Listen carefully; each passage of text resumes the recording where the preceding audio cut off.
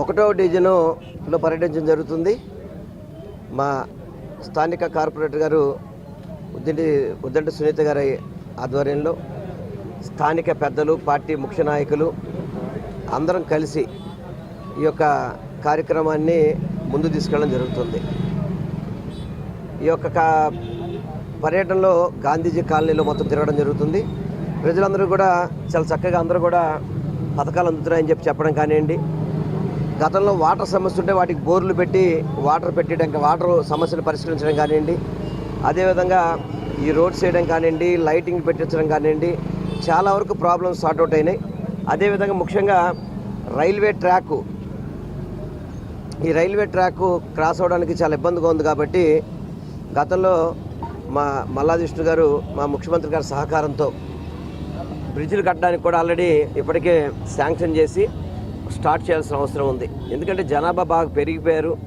ఈ గేట్లు వేయడం వల్ల విపరీతంగా ట్రాఫిక్ జామ్ అవుతుంది, అందరూ కూడా టైం ఇబ్బంది అవుతుందని చెప్పడంతో గౌరవ ముఖ్యమంత్రి గారు కూడా పెద్ద మనసు చేసుకొని కోట్ల రూపాయల నిధులు విడుదల చేసి ఈ బ్రిడ్జిలు కట్టడానికి కూడా శాంక్షన్ చేయడం కూడా జరిగింది. అది కొద్ది రోజుల్లోనే వర్క్ కూడా స్టార్ట్ అవుతుంది. ఎందుకంటే గతంలో ఎప్పుడు కూడా ఇక్కడ బోండవమ్మ కానీ చంద్రబాబు నాయుడు కానీ ఎప్పుడు కూడా వీళ్ళందరికీ మంచి చేయాలి, మెరుగు చేయాలని ఎప్పుడు కూడా ఆలోచన చేయలేదు. కానీ ఈరోజు జగన్మోహన్ రెడ్డి గారి నాయకత్వంలో బ్రిడ్జిలు కడుతున్నాము, రోడ్లు బాగు చేస్తున్నాము, అన్ని విధాలు కూడా వీళ్ళకి కావాల్సిన విధంగా అన్ని రకాల ఫెసిలిటీ క్రియేట్ చేస్తున్నాము.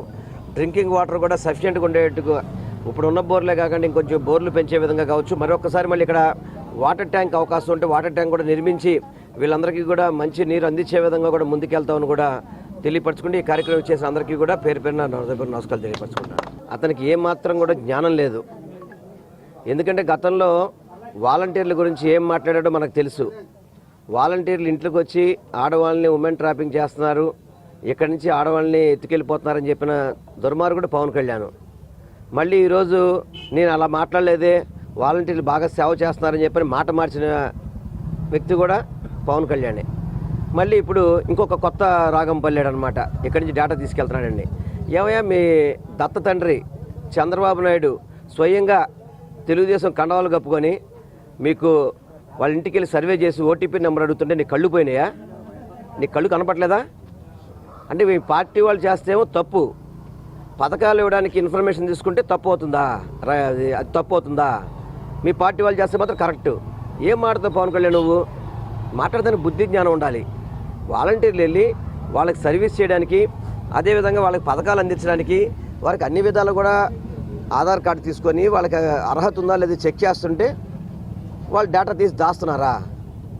మీ చంద్రబాబు నాయుడు ఏమో పార్టీ కార్యకర్తలు వెళ్ళి ఓటీపీ నెంబర్ అడుగుతుంటే కూడా అది కరెక్టా?